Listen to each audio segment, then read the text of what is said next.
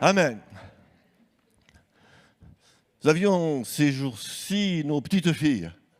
Et c'était toujours « Mamie, papy, on rentre ».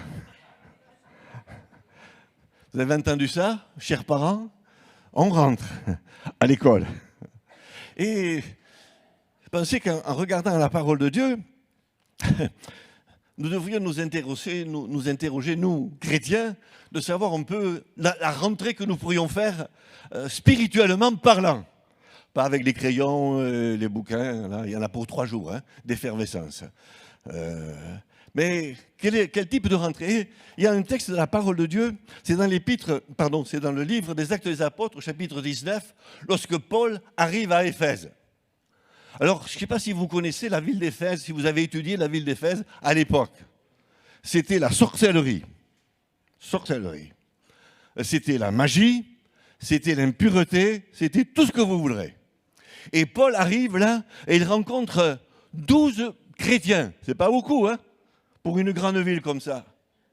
Et la première des choses qu'il leur pose comme question, avez-vous reçu le Saint-Esprit? Le gars dit, on n'a même pas entendu parler du Saint-Esprit. Et c'était des chrétiens. Et d'un seul coup, eh bien, ni une ni deux, l'apôtre Paul prie pour eux, ils sont baptisés du Saint-Esprit. Alors vous lirez la suite, et vous verrez qu'il commençait à y avoir des démons chassés, des choses extraordinaires se passer, se produire, et puis c'est devenu, ces 12 chrétiens sont devenus, vous lirez l'épître de Paul aux Éphésiens, et vous verrez la suite, on en parlera tout à l'heure. Et parfois nous avons besoin de réaliser que nous avons besoin de l'intervention, nous avons besoin de l'action du Saint-Esprit. Avez-vous remarqué encore, puisque c'est la rentrée? Alors j'ai noté ce verset ce matin, c'est Acte 9, verset 31. C'est pas le texte, on va le lire, je dis ça pour la technique. Il nous dit ceci, l'Église était en paix, et il nous est dit, et le Saint-Esprit accroissait l'Église. L'Église était en paix en Judée, en Samarie, je pense que vous connaissez ce texte. Et il nous est dit ceci, et le Saint-Esprit, et elle s'accroissait, plus exactement, par l'assistance du Saint-Esprit. Et je crois que pour cette rentrée, et je pense que nous tous, nous souhaitons que pour les églises, les assemblées de Dieu de France et d'outre-mer, je suis chauvin, je le reconnais, eh bien, nous avons besoin de l'assistance et du secours de la personne du Saint-Esprit. Je relisais l'histoire du mouvement des Assemblées de Dieu de France. Je l'ai relu une dizaine de fois. Là, comme ça, au moins, parce qu'il y a eu des moments, Jean-Luc les connaît un petit peu, il y a eu des moments où nous avons eu besoin de remettre les choses, les pendules à l'heure, en quelque sorte. Et donc, eh bien, j'ai relu ça, et j'ai le souvenir, dans la lecture, je vous invite à lire, c'est pas un bouquin spécial, je vous invite à lire le bouquin « Le pentecôtisme au pays » de Voltaire. C'est une super étude sur le mouvement des Assemblées de Dieu, j'y ferai allusion tout à l'heure, et en particulier de la France. Et lorsque le frère Douglas Scott est venu au Havre, il venait pour apprendre le français pour partir en Afrique. Et comme la sœur qui le recevait savait un petit peu la personnalité que c'était, eh bien, il dit, vous savez, frère, vous devriez simplement, dans la rue, prier pour les gens malades, prêcher. Il ne parlait pas un mot de français. Et on a eu ce témoignage, nous, d'une sœur qui était toute gamine. Elle a assisté aux premières réunions. Elle dit, voilà, c'est très simple. Il y avait 4 ou 5 ou 6 personnes. Et la première réunion, il y avait un homme qui avait été gazé pendant la guerre de 14 et 18. Il a prié pour cet homme qu'il ne connaissait pas. Et Scott, à l'époque, tout ce que les gens comprenaient, c'est Jesus, parce que Jésus, et Alléluia. C'est tout ce qu'ils comprenaient. Le reste, c'était du charabia pour eux. Et il a prié. Mais la sœur m'a dit, la seule chose qu'on a vue, c'est que ce gars qui était gazé, malade comme tout, guérit instantanément. Et d'un seul coup, eh bien, les gens, il n'y avait pas de réseaux sociaux à l'époque. Le bouche à oreille, dans la ville du Havre, et la deuxième réunion, il y avait 30 ou 40. Il y avait des guérisons, des démons chassés, etc. Et c'est comme ça que c'est parti. Allez-vous, je reviens au... Il vaut mieux. Et donc, c'est comme ça. Là encore, je l'ai dit, mais nous avons reçu le frère Aimé Cizeron il y a des années de ça, pour ceux qui étaient avec nous, peut-être vous vous en souvenez. Et pendant qu'il est resté 15 jours avec nous, il connaissait bien ma femme, il a dit, écoute, je suis bien chez toi, je reste chez toi. Bon, et donc, je lui dis, frère, racontez-nous un petit peu comment ça s'est passé à l'île de la Réunion. Il me dit, j'y suis pour rien. C'est le Saint-Esprit qui a tout fait. Vous pouvez m'en dire plus? Il me dit, c'est très simple. Tu vois, il y avait ma femme, il y avait 2 ou 3 chrétiens, on avait monté un chapiteau, et là, on priait. Avant le culte, on priait, on suppliait le Seigneur, on criait au Seigneur. Et les quelques personnes qui sont venues, eh bien, à 1 mètre de l'entrée ou à 2 ou 3 mètres de l'entrée du chapiteau, mais il s'est passé une chose extraordinaire, c'est que les gens, ils rentraient dans le chapiteau, je suis guéri, alléluia. Mais c'est comme ça, c'est pour ça que je te dis, j'y suis pour rien. Vous comprenez ce que le Saint-Esprit est capable de faire? Vous comprenez ce que nous avons besoin de cela? Alors, bon, l'intro, ce n'était pas prévu comme ça. Ça, il faut que... Alors, je voudrais lire avec vous quand même Acte 1er, chapitre 4, parce que c'est la parole de Dieu et c'est le plus important. Il nous est dit ceci, Acte 1er, et vous connaissez ce texte, comme Jésus se trouvait avec eux, il leur recommanda de ne pas s'éloigner de Jérusalem, mais d'attendre ce que le Père avait promis, ce que je vous ai enseigné, leur dit-il. Car Jean a baptisé d'eau, mais vous, dans peu de temps, vous serez baptisés du Saint-Esprit. Alors les apôtres réunis lui demandèrent, « Seigneur, est-ce le temps que tu rétablisses le royaume d'Israël ?» Ils n'y comprenaient rien. Hein. Il leur répondit, « Ce n'est pas à vous de connaître les temps ou les moments que le Père a fixés de sa propre autorité. Mais vous recevrez une puissance, le Saint-Esprit survenant sur vous, et vous serez mes témoins à Jérusalem, dans toute la Judée, dans toutes les Samaries, et jusqu'aux extrémités de la terre, et en France en particulier. Amen. » C'est moi qui le rajoute. Hein. Alors j'aimerais parler avec vous de ce chemin de la chambre haute. Ce chemin de la chambre haute. Alors, c'est le chemin de sabbat, bon, grosso modo, c'est 1 kilomètre entre le mont des Oliviers, et où se trouvait Jésus, avant qu'il ne parte au ciel, et le chemin de la chambre haute, 1 kilomètre approximativement. Alors, pour les théologiens du dimanche matin, je sais que c'est un petit peu plus, mais on s'accorde à dire que c'est suffisant de considérer que ça fait 1 kilomètre. 1 kilomètre. Et je crois que nous avons un petit peu besoin de nous rappeler, de revenir à cette chambre haute. Nous avons besoin un petit peu, il y a un chemin. Et peut-être pour chacun d'entre vous, ceux qui ont été baptisés du Saint-Esprit, vous allez me dire, mais pasteur, vous savez, j'ai été baptisé du Saint-Esprit il y a 40 ans, il y a 50 ans, moi ça fait plus de 60 ans, mais est-ce que vous avez mangé 1 fois par an? Ça m'étonnerait, hein, surtout en France. Et je crois que nous avons besoin non pas de considérer que c'est quelque chose que nous avons vécu il y a quelques années, il y a plusieurs dizaines d'années, mais nous avons besoin de revenir chaque matin à cette source de Dieu, à cette présence de Dieu, à cette intervention de Dieu, à cette manifestation de la puissance et le secours de Dieu. Dans 2 Corinthiens, chapitre 13, verset 13, il nous est parlé de la communion avec la personne du Saint-Esprit. De la communion, et ce n'est pas 1 fois, mais c'est tous les jours que nous avons besoin de cette communion. Il y a un célèbre prédicateur qui sûrement a eu à s'occuper de l'une des plus grandes églises de Pentecôte au monde.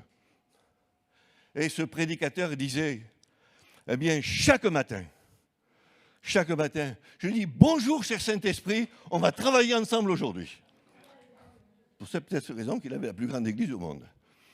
Et je crois que nous avons besoin de considérer ces choses-là. Après, vous allez me dire, pasteur, mais vous savez, j'ai été baptisé du Saint-Esprit, etc., etc.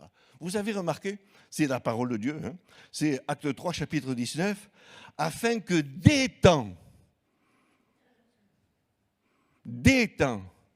de rafraîchissement vienne sur vous. Vous ne pensez pas que vous avez oublié, et nous avons oublié, que... Merci beaucoup. Merci. Nous avons oublié de faire le plein dans nos cœurs, dans nos vies. Nous avons oublié de cette présence, de ce secours, de cette intervention de Dieu. Alors, je voudrais aborder quelques aspects.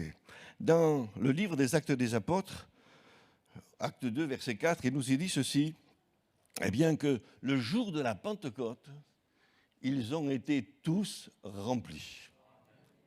Tous remplis. Avez-vous encore souligné Acte 4, verset 31. Je vous resitue le contexte. Il nous dit ceci, Pierre et Jean ont été arrêtés. Ouais. Et puis on leur a dit, bon, écoutez, maintenant, on ne veut plus que vous entendiez, on ne veut plus vous entendre parler de Jésus-Christ ressuscité. On ne veut plus vous entendre. Alors les disciples ont dit, non, il n'en est pas question. Hein. Alors, un peu affligés, attristés, peinés, etc., ils vont vers les leurs, ils vont dans l'église, ils vont vers l'église.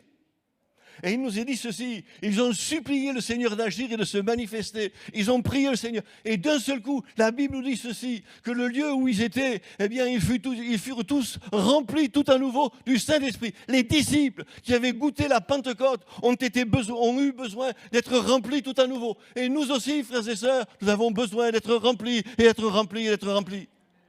Ce n'est pas une théorie. Est-ce que vous avez... J'ai noté, je ne sais pas si c'est marqué. Il nous est dit ceci, c'est Luc chapitre 4, verset 1. Jésus rempli du Saint-Esprit. Luc chapitre 4, verset 14. Jésus revêtu de la puissance du Saint-Esprit. Luc chapitre 4, verset 18.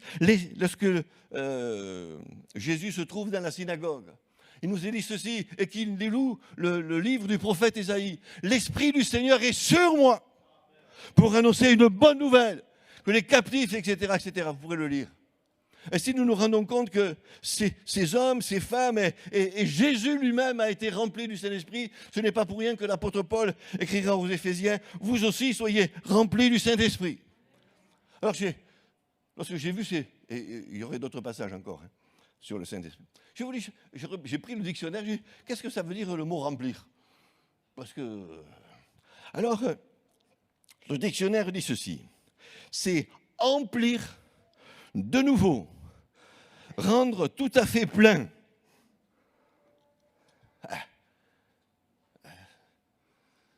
Alors, j'avais envie de vous poser la question ce matin, et je me pose la question.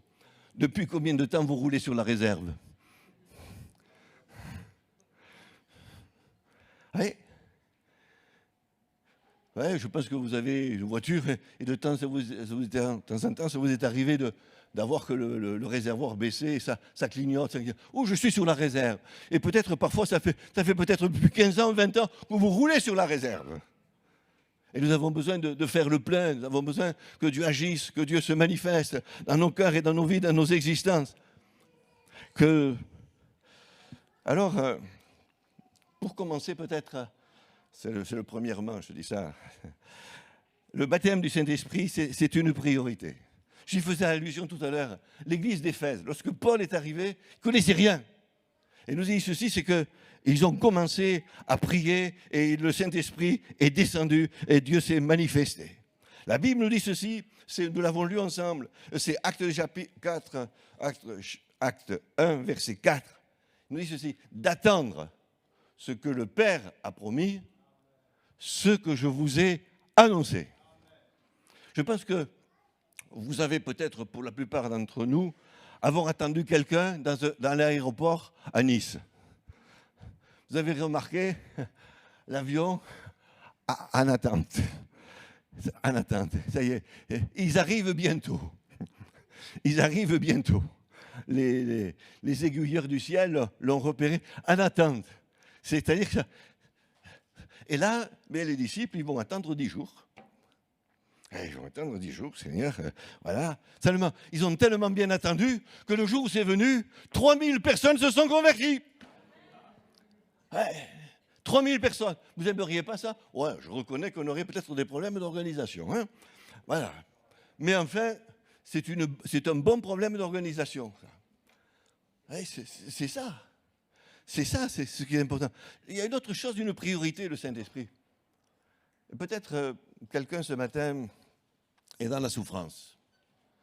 Vous savez, c'est dans l'évangile de Jean, vous pourrez le lire au chapitre 14, verset 18, « Je ne vous laisserai pas orphelins ». Et puis, il nous est dit encore, c'est dans l'évangile de Jean au chapitre 16, « Il est avantageux que je m'en aille. Parce que si je ne m'en vais pas, je ne vais pas, vous ne recevrez pas un autre moi-même, c'est-à-dire un autre consolateur. » Et le mot en grec consolateur est un mot extrêmement riche.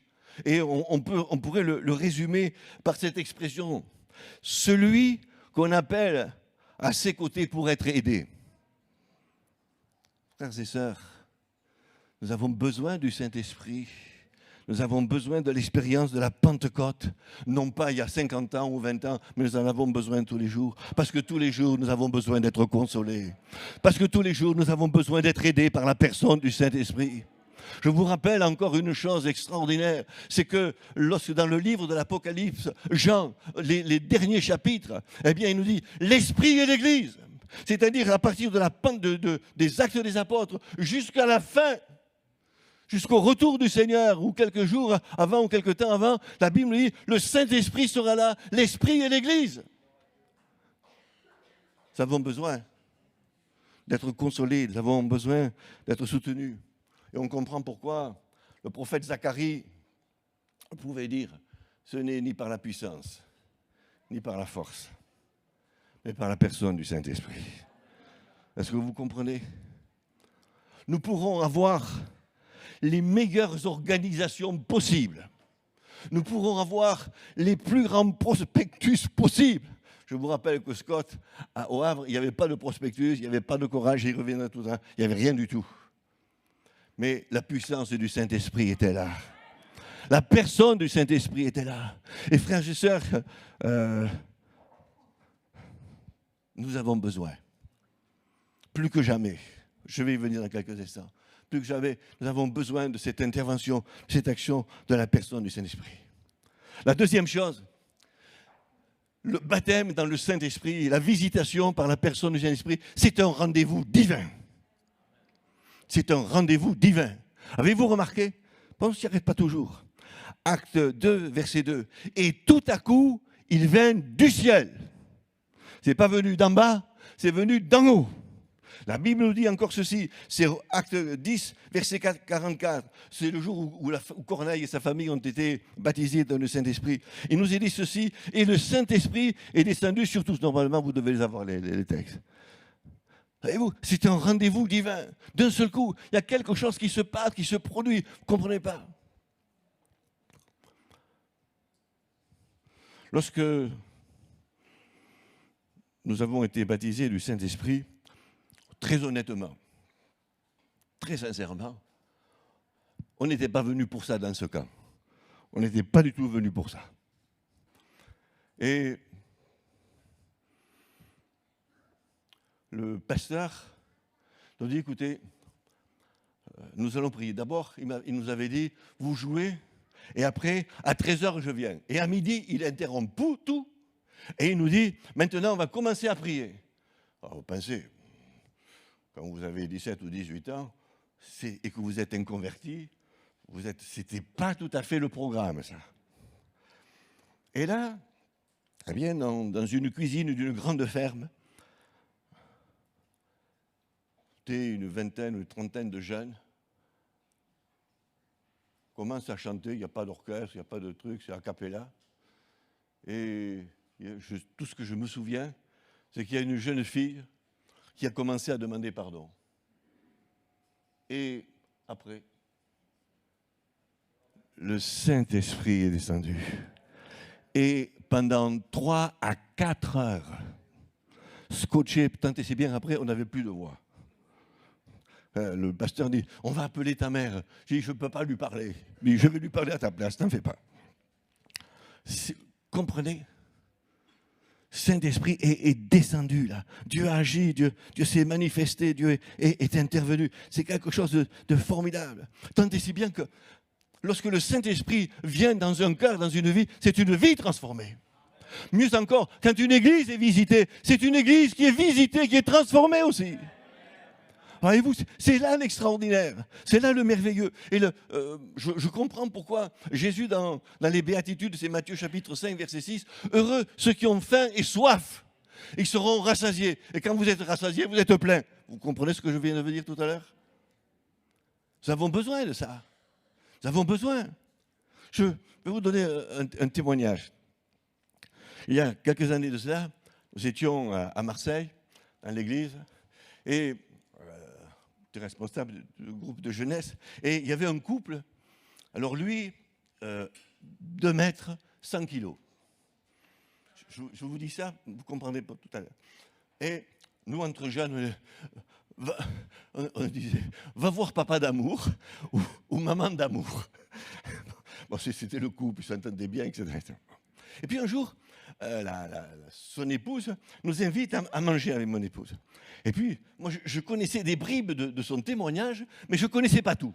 Alors j'ai écouté, frère, j'aimerais que vous nous donniez votre témoignage. Alors je tourne vers sa femme, il me dit, maman d'amour, donne le témoignage. Alors, je répète, 2 mètres, 5 kilos.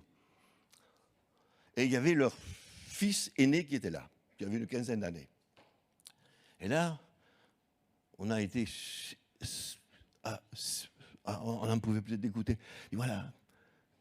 Pendant des années, disait la sœur, mon mari me dit, monsieur Fauchy, Alain, il me dit, Alain, tu vois ce coin-là?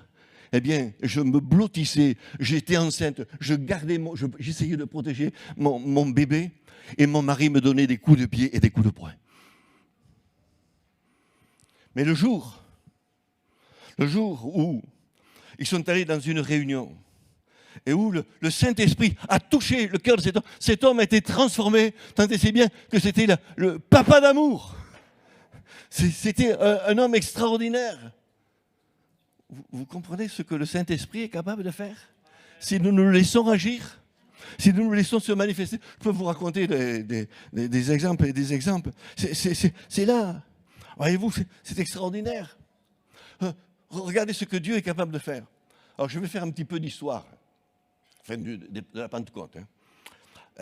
En 1905, je vais même vous donner l'adresse, parce qu'il y a un musée maintenant. Si vous allez à Los Angeles, à la rue Azusa, au 312, il y a un musée. Et là, eh bien, le Saint-Esprit s'était manifesté, agi, tout ça. Et ce qui est extraordinaire, nous sommes en 1905. Je ne sais pas si vous connaissez l'histoire des États-Unis. En 1905, eh bien, les Blancs ont leur école, les Noirs ont leur école, les Blancs ont leur quart et les Noirs ont leur quart aussi. Voilà. Et d'un seul coup, le jour de la Pentecôte, ce jour-là, et les jours suivants, et les jours suivants, et les jours suivants, eh bien, il y avait des hommes blancs et des hommes noirs ensemble qui louaient le Seigneur. Il y avait des riches et des pauvres qui priaient ensemble, qui louaient le Seigneur. Il y avait des bien portants qui louaient le Seigneur et d'autres qui criaient au Seigneur et qui étaient guéris. Ils disaient, je suis guéri, je suis guéri. C'est pas ça? Vous comprenez ce que la Pentecôte, ce que l'Esprit de Dieu est capable de faire et d'agir et de se manifester. Et pour ceux qui connaissent l'histoire un petit peu du monde, en Afrique du Sud, c'est la même chose qui s'est passée. Bien plus tard, c'est l'histoire de l'apartheid. Ok, je ferme la parenthèse. Et c'est à partir de ce moment-là que le Saint-Esprit a commencé à se répandre partout dans le monde. Et bien plus tard en France. Bon, je ne vais pas m'étendre. Mais je crois que c'est une vie... ce que le Saint-Esprit est capable de faire lorsque nous nous laissons revêtir. C'est un rendez-vous divin. Et lorsque Dieu agit et lorsque Dieu se manifeste, c'est extraordinaire. La troisième chose, le chemin de la chambre haute, il est court, mais il est malheureusement négligé, dédaigné, incompris. Je m'explique. Vous connaissez ce texte, je pense. C'est dans l'épître de Paul aux Corinthiens, au chapitre 15 et au verset 6. Ensuite, il est apparu à plus de 500 frères à la fois, dont la plupart sont encore vivants et quelques-uns sont morts. 500. Le jour de la résurrection. Le jour de la Pentecôte, vous avez le chiffre. 120. Où sont passés les autres? grosso modo, un tiers de tiers. Grosso modo, puisqu'il y en a quelques-uns qui sont morts. Grosso modo, un tiers de tiers. C'est-à-dire que des hommes qui ont vu Christ ressusciter, je ne sais pas si vous réalisez ça, d'un seul coup, eh bien, ils voient Jésus-Christ ressusciter. Ils entendent que Thomas a pu mettre ses mains, etc., etc. Vous connaissez l'histoire. Et d'un seul coup, eh bien, c'est extraordinaire. Ah, mais c'est formidable. Jésus, qui est mort sur la croix, il est ressuscité et il leur parle et il agit et il se manifeste. Ça vous marque, ça, hein? 50 jours plus tard, parce que c'est ça, à peu près, ils ne sont plus que 120. Comprenez? Quand je dis négligé, dédaigné, incompris, je comprends ce que dit le prophète Jérémie, inspiré par le Saint-Esprit. C'est Jérémie chapitre 2, verset 13, vous devez l'avoir ça. Car mon peuple a commis un double péché, ils m'ont abandonné, moi qui suis une source d'eau vive, pour se creuser des citernes, et des citernes crevassées qui ne tiennent pas l'eau.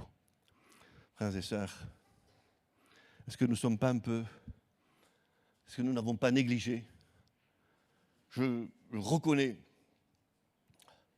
et je confesse que nous avons connu peut-être quelques-uns, mon épouse comme moi-même, mais mon épouse beaucoup plus que moi parce qu'elle est née dans les assemblées de Dieu. Moi, j'y suis venu, j'avais 8 ou 9 ans.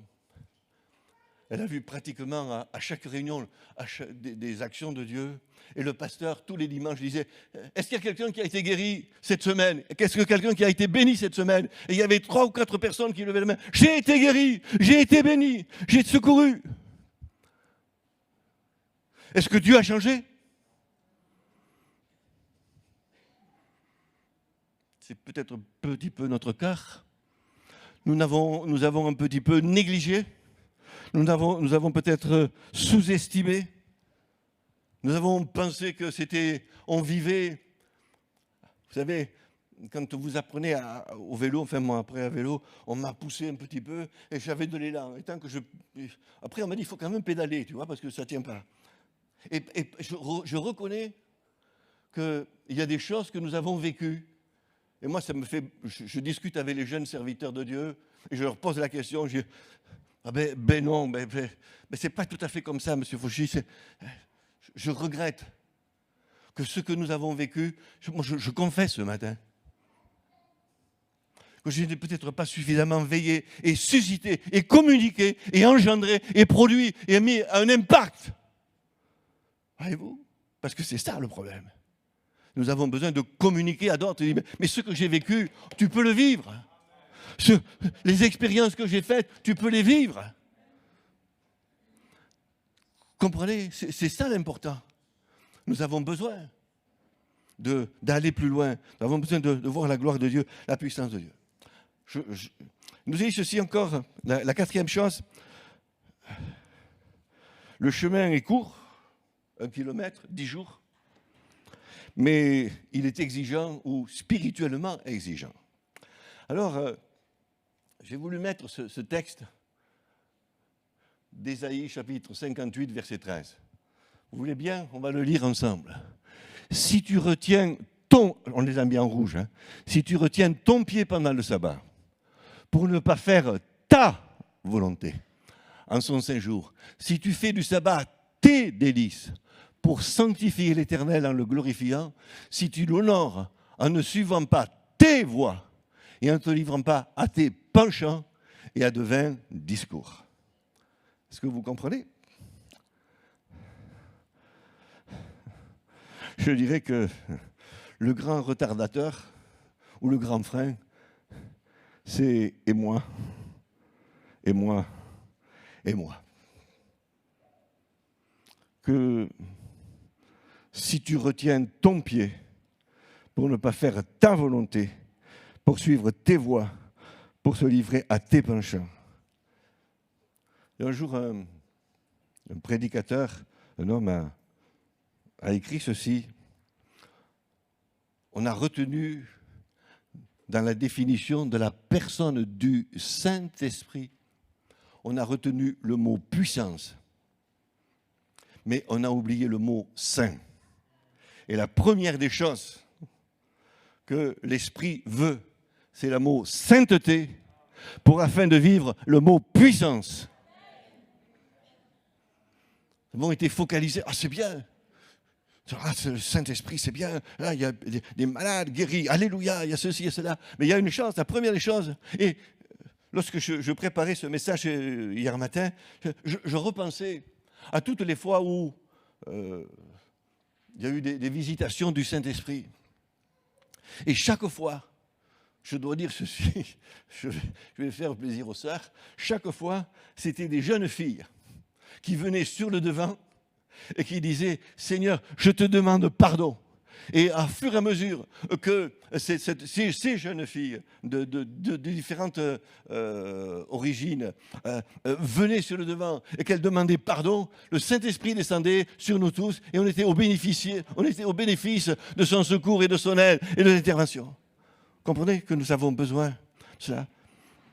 Ce n'est pas pour rien que Jésus dit, mais repentez-vous et recevez le don du Saint-Esprit. Ce n'est pas pour rien que Jean, au chapitre 3, verset 30, dit ceci, il faut que je croisse et qu'il diminue, et que je diminue. Pose-nous la question sur le mot sainteté, sur le mot péché. Ensuite, c'est vrai que c'est un chemin d'obéissance. Ah oui, parce que quand les disciples sont sur le mont des Oliviers et qu'ils voient Jésus élevé, ce sont les disciples. Oui, mais je ne sais pas si vous avez noté, vous recevrez une puissance et vous serez mes témoins. Il y a quand même un moment, dans la sémantique française, il y a une différence entre le mot disciple et le mot témoin. Et là encore, j'ai repris le dictionnaire. Et le mot témoin veut dire c'est celui qui rend témoignage en parole et en acte. Et vous voulez la suite, vous l'avez. Et parfois par son sacrifice. Ah, on veut bien un train de témoin, en parole, ouais. Et encore que, il y a des choses à dire. Un acte pareil, mais prêt à aller jusqu'au bout.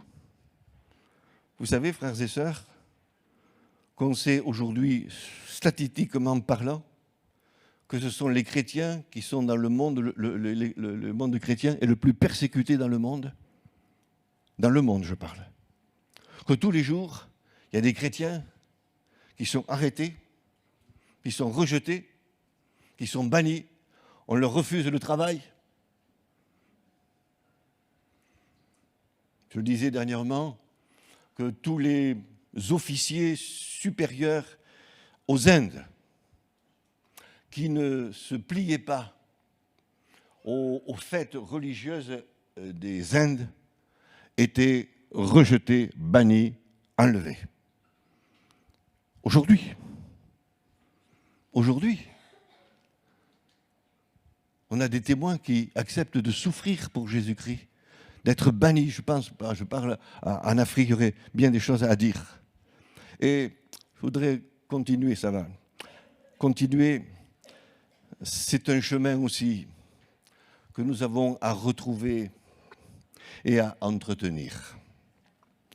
Alors, le chemin que nous avons à retrouver en premier, c'est le chemin de la prière. Avez-vous remarqué ? Ils persévéraient tous d'un commun accord dans la prière. Ah, c'est quand même extraordinaire. Et même, là encore je fais une allusion, lorsque il y a eu en 1901, les premières actions de la personne du Saint-Esprit qui s'est répandue, c'était le 31 décembre 1900. Le 31 décembre 1900, le pasteur avait un groupe d'église C'était pas terrible, c'est le pasteur Parent, si vous voulez savoir. C'est un groupe d'église, un groupe de jeunes étudiants, et il était, lui, d'origine méthodiste. Alors, méthodiste, vous comprenez. Hein. Et donc, ils arrivent, ils ont étudié toute la parole de Dieu, et d'un seul coup, ils arrivent, il faudrait quand même qu'on étudie le jour de acte 1, acte 2, la Pentecôte. Alors, il dit à ses étudiants, vous réfléchissez, et on se retrouve. Et le 31 décembre 1900, tous unanimement arrivent à dire, eh bien, c'est vrai, le baptême du Saint-Esprit s'est manifesté par le parler en langue. On dit réellement baptisé du Saint-Esprit lorsqu'on parle en langue. Très bien. Ils ne parlaient pas en langue. Alors il leur dit, écoutez, on va prier le 31 décembre. 31 décembre. Je ne sais pas qu'est-ce que vous avez fait, vous, le 31 décembre, mais eux, ils étaient en prière. Ils se tenaient devant le Seigneur. Et le 1er janvier 1901, à 10h, c'est ça, il y a une jeune fille, vous voyez ce que je vous dis, c'est les sœurs... Bon. Et il nous a dit ceci, c'est que d'un seul coup, il y a une jeune fille qui va demander Agnès Haussmann. Bon, si ça vaut le nom. Elle va demander, pasteur, parent, j'aimerais que vous priez pour moi. Parent, le pasteur n'est pas baptisé du Saint-Esprit. Mais il croit en la guérison et il y avait des manifestations de guérison et de délivrance. Et donc, il dit, pasteur, est-ce que vous pouvez prier pour moi? Je veux être baptisé du Saint-Esprit. Et à 10h du matin, à peine que le pasteur ait posé sa main sur cette jeune fille, elle se met à parler en langue. Et les 15 ou 20 ou 30 jeunes étudiants sont tous répandus. Et c'est comme ça qu'il y avait un pasteur Seymour qui était là, qui était noir, et qui a continué, qui a perpétué. Et c'est la rue Azusa. Si vous voulez l'histoire, voilà. Oui. La prière. Les hommes, ces femmes, je crois que c'est la clé. La deuxième chose que nous pourrions dire, c'est les disciples ne se sont jamais plus dissociés. Ils étaient toujours ensemble. Ah. Vous remarquerez toujours le mot « ensemble ». Il nous dit, acte 1, verset 13, ils étaient tous ensemble dans la chambre haute. Acte 2, verset 1, ils étaient tous ensemble. Je crois que ça compte d'avoir un seul objectif. Être baptisé dans le Saint-Esprit. Avoir une visitation de la personne du Saint-Esprit. Seigneur, inonde nos cœurs. Seigneur, remplis nos vies. Seigneur, manifeste-toi. Seigneur, agis. Seigneur, interviens. On a besoin de voir la gloire de Dieu, la puissance de Dieu. Frères et sœurs, je ne sais pas si vous réalisez le monde dans lequel nous nous trouvons. Je ne veux pas faire de politique, mais simplement regarder la déferlante des démons. Regardez l'invasion démoniaque. Et nous avons besoin du secours de Dieu. La Bible nous dit ceci, c'est dans l'épître de Jean, le monde entier gît sous la puissance du malin. Mais l'Écriture nous dit ceci dans l'épître de Jean, que celui qui est en nous est plus grand que celui qui est dans le monde.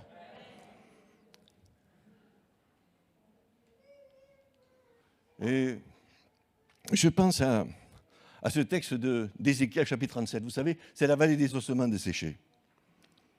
Et normalement, c'est ça. 37, verset 9, il dit ceci. Il me dit à Ézéchiel, Dieu s'adresse à Ézéchiel, prophétise et parle à l'Esprit.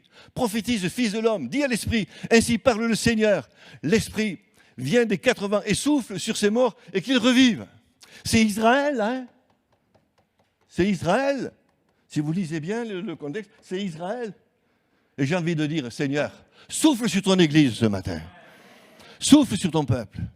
Souffle d'une façon extraordinaire, d'une façon émerveilleuse. Alors, la troisième chose qui est gênante, c'est que le lieu dans lequel il se trouvait, c'était le lieu dans lequel il se trouvait d'ordinaire. Et vous savez, quand vous lisez l'histoire de la rue d'Azusa, c'était réellement un local minable. C'était un local désaffecté. C'est tout ce qu'ils ont trouvé comme local dans lequel ils puissent se rassembler. C'était réellement poussiéreux, sale, désaffecté, c'était honteux. Et parfois, nous sommes conditionnés. Ah, je vais à ce grand rassemblement parce qu'il y a un grand prédicateur. Parce que, eh bien, ça va être extraordinaire. Parce que ça va être un lieu confortable. Parce que musicalement parlant, ça va être le top.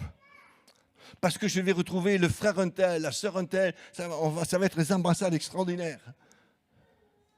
Et chaque fois qu'on n'a pas, eh bien, ce cadre-là, on dirait que le Saint-Esprit ne peut pas agir. On dirait que le Saint-Esprit, ah non, moi il me faut un grand cadre. Je l'ai dit tout à l'heure, j'ai été baptisé du Saint-Esprit bien dans une cuisine d'une ferme. C'était un camp, etc., etc. Je vais vous dire une chose, il y avait une sœur à Saint-Étienne qui voulait à tout prix être baptisée du Saint-Esprit, à tout prix. Et on avait fait mardi, mercredi, jeudi, vendredi, et le vendredi soir, d'autres sont baptisés du Saint-Esprit, ça l'a fait râler. La réunion n'est même pas terminée, qu'elle s'en va et qu'elle regagne sa voiture. Et après, elle nous l'a dit, elle rentre dans sa voiture vexée et elle met le contact, elle met la clé dans le contact de sa voiture et juste à ce moment-là, elle est baptisée du Saint-Esprit. Adieu la musique, adieu le local, c'est sa voiture. Et elle est revenue, nous on n'avait pas terminé. Elle me dit, monsieur Fauchy, je suis baptisé du Saint-Esprit. Alors j'ai dit, on a refait une deuxième réunion là. On a prié avec elle, elle était baptisée du Saint-Esprit. Est-ce que vous comprenez? Parfois, nous sommes conditionnés par quelque chose, alors que dans le fond, eh bien, chaque fois que nous nous rassemblons, le Seigneur est là. Et Dieu peut agir et Dieu peut se manifester. Est-ce que vous voulez que ce lieu soit un lieu extraordinaire? Parce que c'est vrai, nous sommes habitués à nous retrouver, que ce soit ici ou la chapelle d'en bas, ou que ce soit l'endroit. Mais à partir du moment où la présence de Dieu est là, parce que là, nous sommes rassemblés en son nom, pour glorifier son nom, pour élever son nom, alors Dieu va agir et Dieu va se manifester. C'est notre cœur qui a besoin d'être ouvert. Le Seigneur est toujours prêt à bénir. Le Seigneur est toujours prêt à agir, à se glorifier. Et je termine. Tu peux venir? C'est 2 Timothée, chapitre 1er, verset 6. Vous connaissez ça? Je t'exhorte, mon cher Timothée, à redonner, à ranimer. Et j'ai regardé là encore, ranimer, c'est redonner de l'éclat au feu. Vous savez, je ne sais pas si quelques-uns se sont trouvés maîtres nageurs sur les plages. J'ai fait ça pendant 1 ou 2 ans. Et vous savez, il y a une expression, on a ranimé un noyé. Et je voudrais ce matin que les noyés que nous pouvons être, je me mets là, nous avons besoin de revenir à la vie. Nous avons besoin, Seigneur, d'agir et de se manifester. Une autre version, la version du 2000, il dit ranimer, c'est-à-dire quelque chose, Seigneur, qui a besoin d'être réveillé, d'agir et de se manifester. Frères et sœurs, le plus difficile, ce n'est pas d'être baptisé du Saint-Esprit, c'est de garder le feu du Saint-Esprit. Vous en convenez? Le plus important, frères et sœurs, mesurez les temps dans lesquels nous vivons. Mesurez, regardez tout ce qui se passe. Nous avons besoin de la gloire de Dieu, nous avons besoin de la puissance de Dieu. Et je voudrais dire ce matin, ne vous découragez pas. Dieu, la Bible nous dit ceci, c'est Matthieu chapitre 12, verset 20. Normalement, c'est marqué, Dieu n'éteint pas le lumignon qui fume. Dieu veut le ranimer ce matin. Dieu veut agir, Dieu veut se manifester. Alors ce matin, laissons-nous remplir par le Saint-Esprit. Ne regardons pas le temps, ne regardons pas ceci ou cela. Mais Seigneur, c'est une occasion ce matin. Tu es là. Tu es au milieu de nous et tu veux agir. Seigneur, je ne veux pas vivre avec la nostalgie. Je ne veux pas vivre avec ceci ou avec cela. Mais Seigneur, je veux vivre au présent. Parce que tu es le même aujourd'hui et éternellement. Alors Seigneur, remplis nos cœurs de ton esprit. Seigneur, manifeste-toi ce matin. Seigneur, glorifie ton nom ce matin. Et viens, inonde nos cœurs ce matin. Oh, souffle l'esprit des 4 vents. Et viens nous réveiller ce matin. Au nom de Jésus. Au nom de Jésus, Seigneur. Mon Dieu, manifeste-toi. Mon Dieu, agis, Seigneur. Glorifie ton nom, Seigneur. Et on a une une chambre haute ce matin. Seigneur, nous voulons tout à nouveau, Seigneur, être visités par le Saint-Esprit. Nous voulons, Seigneur mon Dieu, brûle et consume tout ce qui n'est point à ta gloire. Seigneur, enlève les cendres, Seigneur, pour que le feu passe, que le feu brûle, Seigneur, au nom de Jésus-Christ. Oui, nous voulons voir des âmes sauvées ce matin. Nous voulons voir des corps délivrés ce matin. Nous voulons voir des gens guéris ce matin. Seigneur, au nom de Jésus-Christ, au nom de Jésus, Seigneur. Peut-être nous avons besoin, Seigneur, quelqu'un a besoin d'être consolé ce matin, alors que le Saint-Esprit console, que le Saint-Esprit vienne à votre aide ce matin. Au nom de Jésus, Seigneur.